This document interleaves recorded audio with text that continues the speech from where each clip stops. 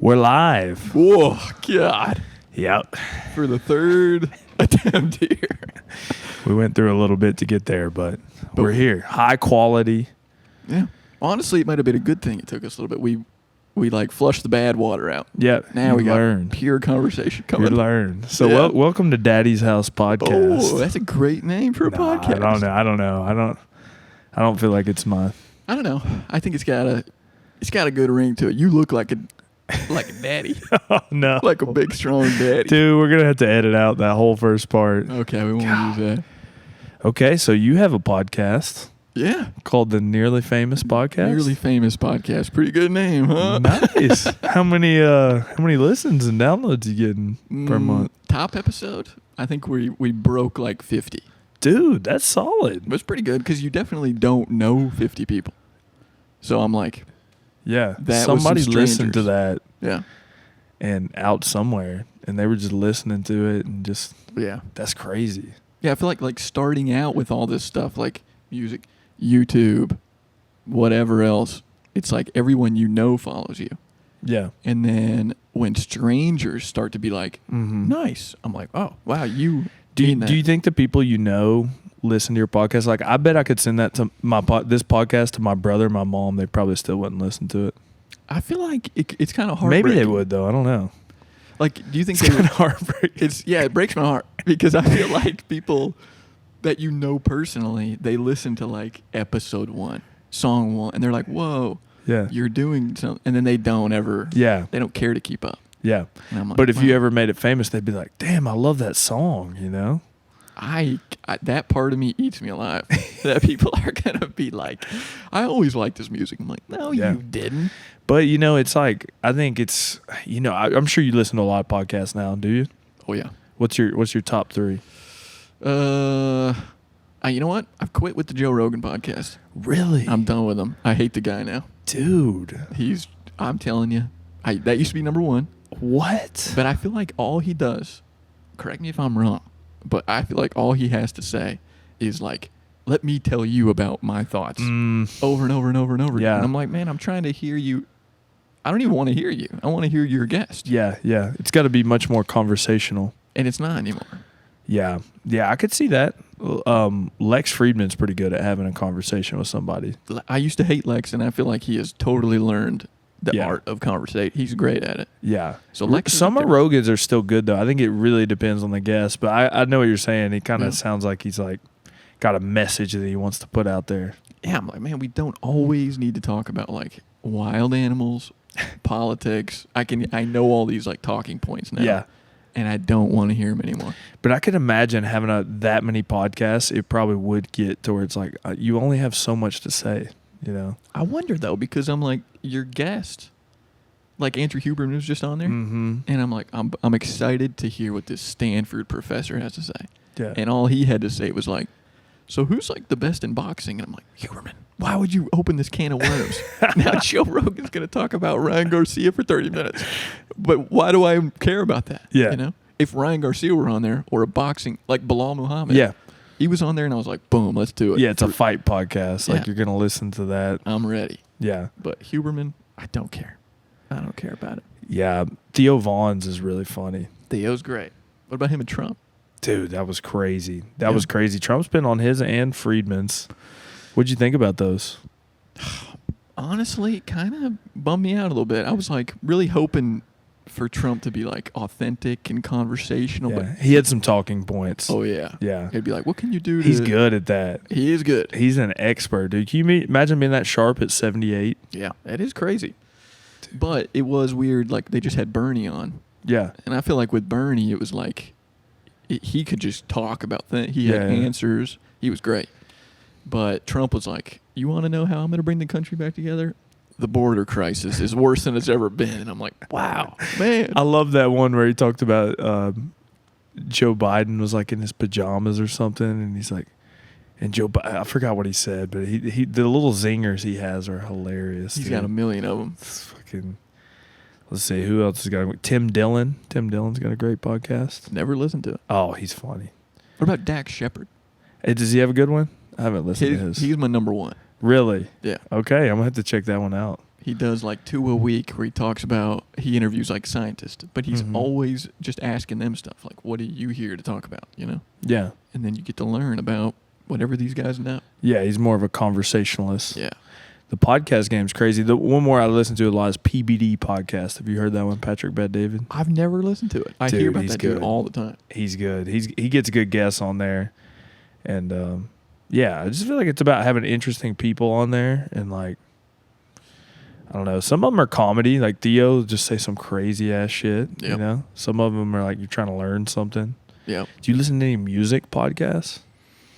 No, not really, I don't think. I don't, for some reason, it might be like being in Nashville or something. Mm-hmm. I'm like kind of burnt out on hearing people talk about that stuff. Yeah. Like I'll sometimes get, like on YouTube, I watch a lot of music stuff. Yeah. Like people's opinions on albums, but listening to interviews with musicians, I'm like, I get it. Yeah. It's like the same old story most of the time. Yeah.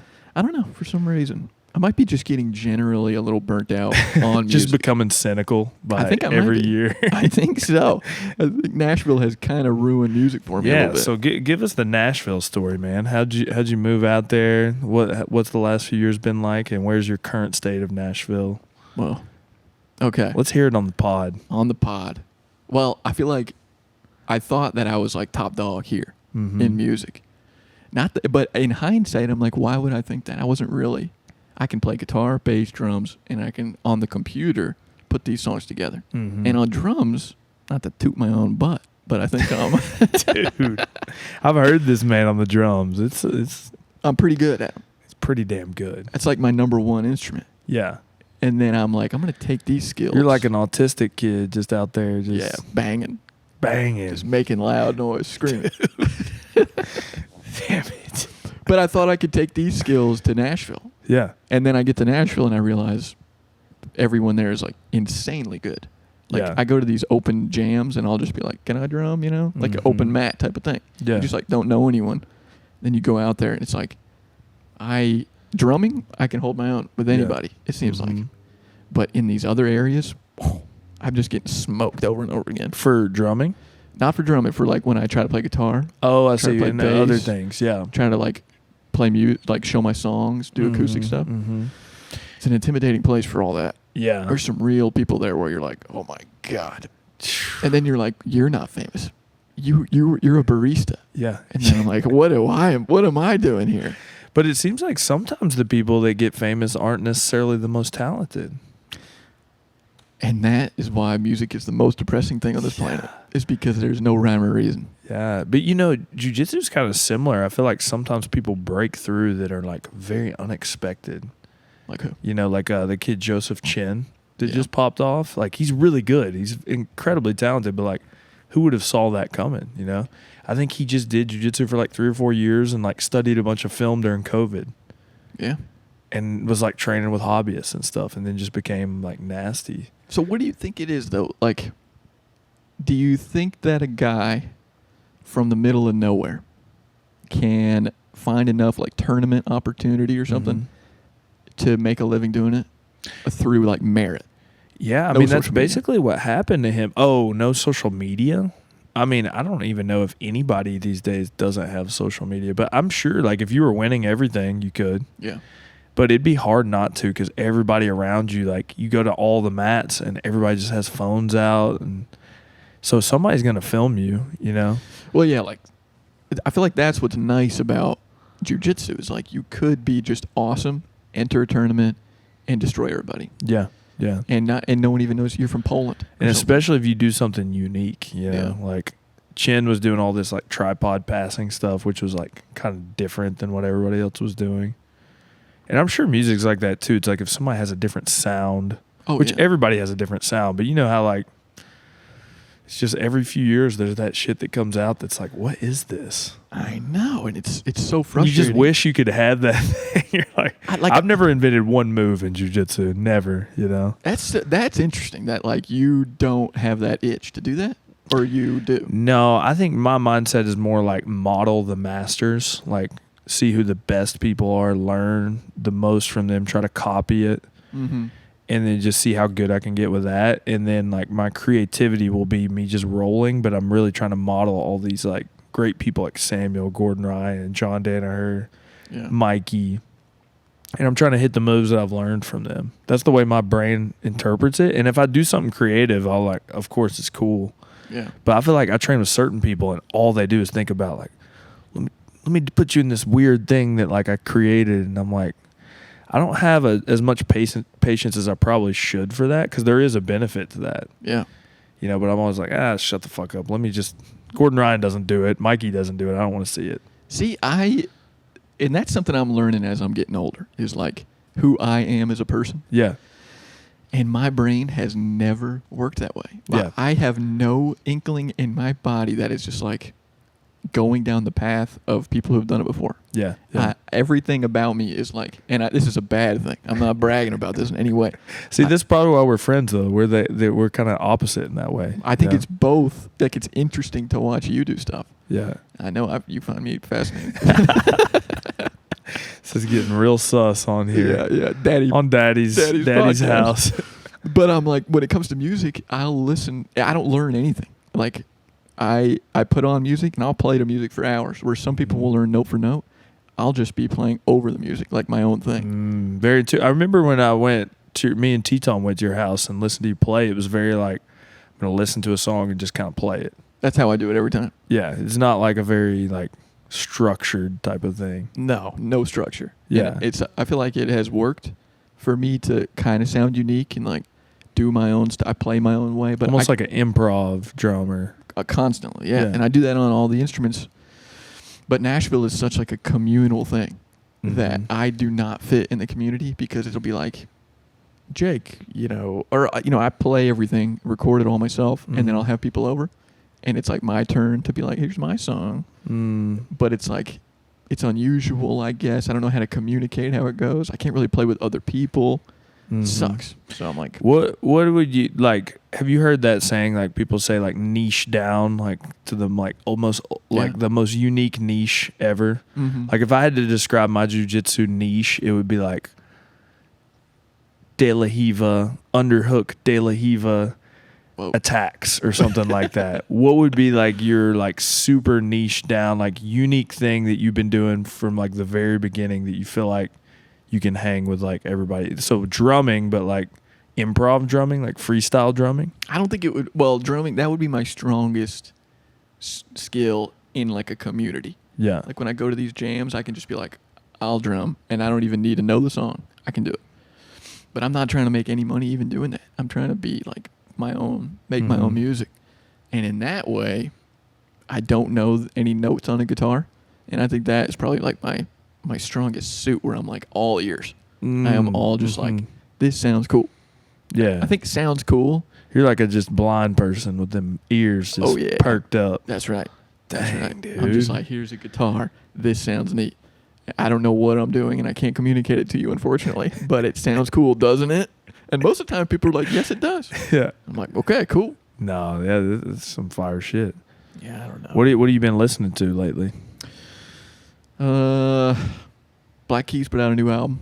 You a Black Keys guy? Yeah, I listen to them some. I love them. Yeah. They're pretty good. They got some good shit. Yep. I don't know. I've been going back for sure. I've been trying to, like, listening to music is tough. Yeah. For, like, these days. I listen to so many podcasts and audio books and stuff. It's not listening to music. So now I have to, like, intentionally. Do you get in, like, moods where you, like, listen to music a lot and stuff? Oh, yeah. But then I burn it out. Yeah. And I'm done for, like, 2 weeks. Yeah. But I have to, like, pick a band and then start at the beginning. And then listen to all their albums. That's what I've been doing recently. So I just did Steely Dan. Oh, and I'm just freaking dude, somebody was telling me to listen to him the other day, or listen to their band at jiu-jitsu. I was like, damn, that's an old school reference right there. They're great. It's like what my papa used to listen to. Steely Dan rocks. Dude, that's fire. Yeah, the old music, yeah, that's another way I'm just like super cynical about it. Yeah. And I don't know if you feel that way about jiu-jitsu at all? Like what's that? When the you old look back, jiu-jitsu's better or something? Well, not even better, but like when you watch those matches and they're wearing, those old, like the blue, the corral. They've got the blue or green and yellow belts, and it's Jacare with a broken arm. Yeah. And it's like, well, these are classic. That's like, I feel like before our time. I feel like my time was like more like Keenan Cornelius and like Leandro Lowe and Buchecha and stuff like that. And like, but I'm very deep into the game currently, so I'm like super into it right now. So you love? I love it. I think I like the whole no gi thing, but I like the gi game too. The gi game has definitely dropped from like 2016 was probably the peak. You know, and then there was a few guys that left, Buchecha, Keenan, some of those guys, and then like no-gi became the big thing with Gordon. You think it'll come back? No, I don't think so. But I think gi will still be popular, like niche popular, you know? How come you don't think it'll come back? I think that no-gi is a little bit more like super fights and stuff like that. Like people who are UFC fans can probably relate to it a little bit more. But I could be wrong, honestly. So I like training both. I think like I can't say I like one better than the other. Really? Yeah. A lot of times I like gi better, but then there's some days I'm like, man, I like training no gi better. I don't know. Yeah. So I like them both. I haven't put a gi on in 5 years, I don't think.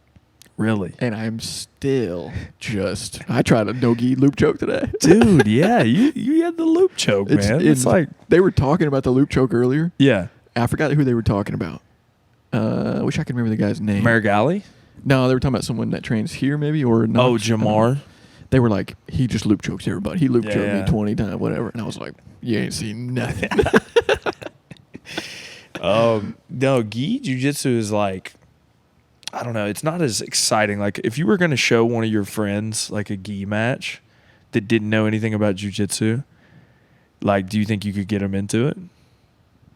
I mean, there are some exciting gi fighters, though. I think so. Yeah. I think that, like, I don't watch judo, but I follow a lot of judo people on Instagram. Mm-hmm. Judo is, it's very exciting. Electrifying, yeah. Yeah, so I think when those guys, this is what, I don't know nearly as much as you on the subject, but I feel like the gi, now everyone's doing no gi, but I feel like it's drawn in so many new people, and like UFC and everything. I'll be curious to know, like, once people are in, almost like with the UFC, it was like jiu-jitsu in the UFC, boring as hell. Yeah. But now everyone knows about the UFC. Everyone's been pulled in, knows how MMA works. Yeah. Likes watching. Now they're into it. Yeah. So now it's like you get technical dudes like Khabib or whoever on the ground, or Charles Oliveira, whoever, and people are like, oh, wow, let's watch closely. Yeah. So I wonder if it's going to go back to gi technical. Yeah. Like, whoa, these guys are they're moving slower, I guess. I don't know. There's more to the game. Yeah. I don't know. And I think gi, like business-wise, you can get a lot more people into it because you got the belts. Yeah. And then you got like kids and stuff like that. Kids like putting on a uniform and stuff. So like, I think it's not going to go away because like business-wise, it's just better to have gi and no gi. Yeah. But there's successful schools now that just do no gi too. So yeah, I don't know. I feel like it's all just kind of very personal of what you're into, Definitely. Probably like music, honestly. It's just like, all right, so Nashville. You took us through the beginning, I guess, a little bit. That was beginning, and then first steps in Nashville. Blown away. I feel like I don't belong. Yeah. But then somewhere along the way, I was like, I think I need to be a little bit more confident in what I'm doing. Mm-hmm. Started like really playing, showing people. I feel like the first 2 years I was there, I didn't even leave. I was getting up at like 4 a.m. to play guitar before work. I was like super hardcore and got way better. And then now I can like present myself. Like I play open mics and I go out there like by myself. I do stuff, play shows with my band. Yeah. And I'm like, okay, this is sort of working. But now it seems like I don't know how to do any of the other stuff where I'm like the radio station in Nashville, they really like me. So they play me all the time. It's pretty cool. That's sick. And this is what I was going to tell you when you said, have I had any nearly famous moments? Oh. Did you know about the competition thing I was in? Yes. Okay. Yeah. Yeah, that was my biggest moment. Yeah. And I was like, oh man, I'm riding a high right now. I'm on the radio every day. I'm in the final 16 of this tournament thing. Then I lost by 1 vote. And I know you voted, so it couldn't have been you. couldn't have been you. I didn't move. No, I'm just kidding. But yeah, it was a bummer. Literally 1 vote? Well, here's what happened. What if Trump loses by 1 vote? I should have trumped. I should have stormed the gates after that. Dude, yeah, I feel like that's some bullshit. Well, here's what happened. I woke up in the morning. After it was like voting is all day Thursday. A winner is announced 7 a.m. Friday. Wake up, 7 a.m. I've told everyone to vote. I get up. They say, hey, congratulations to our winners, Jacob Perleone. And I was like, no big deal. Whatever. I'm moving on to the Elite Eight here. And this is as expected. And then 3 hours later, I get a phone call. And I'm working, so my phone is like, it's up, and I can't answer it. And it's the radio station. Mm-hmm. And then it starts to transcribe as the voicemail's coming through. Right? Yeah. Or actually, that's kind of cool. I like that. It was brutal because they were like, hey, Jake, we're so sorry to tell you. You actually lost. Read the rest of the I was shit. like, no way.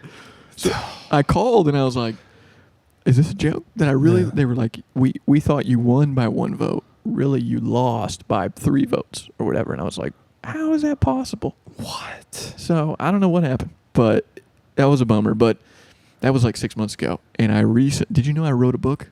Yes. Okay. So my book just came out 2 weeks ago. Tell the audience what the book's about, because it's a very interesting concept. It's called Alien Space Gold. Okay. Okay. All right. And a guy, Sci-fi. little sci-fi. Okay. You know, Got it. a guy, regular guy. He's living in Townsend. You're in it, by the way. What? I forgot. Yeah, you're in it. Dude, my first book appearance. You're the police chief. Police Chief Joseph Watson. It's really my name in there? Yeah. Dude. Yep. How about that? That's exciting. Yep. I just put you, Daniel Allen, and my grandpa. Those are the only real names in there. No way. Yep. You didn't put Brandon Guy in there? He's in the sequel. He's okay. He's going to be the bad guy. Big stank has rolled into town. That's amazing. But a guy living in Townsend, he gets his wedding ring stolen out of his house. No signs of entry, though. And his wife is like, or his wife's engagement ring. And then she's like, I want a new one. And he's like, no way. Those are super expensive. She's nagging him, you know? Damn. Something we can all relate to. Yep. We can definitely relate to that one. Yep. So then... We'll edit that part out so Maddie doesn't see that one right there. Yep, we got to remember to do that. But then he's like, all right, I'm going to set up a trap in case these guys come back because they left something behind. So he does. And then when they sneak in, he tackles them. They teleport with him on their back out of there. Turns out they're damn aliens. Unravels a huge cash for gold scheme that's been going on. And these guys have been zipping around galaxies taking people's gold to sell it to cash for gold. What? I know. I feel like this is like something that actually happened.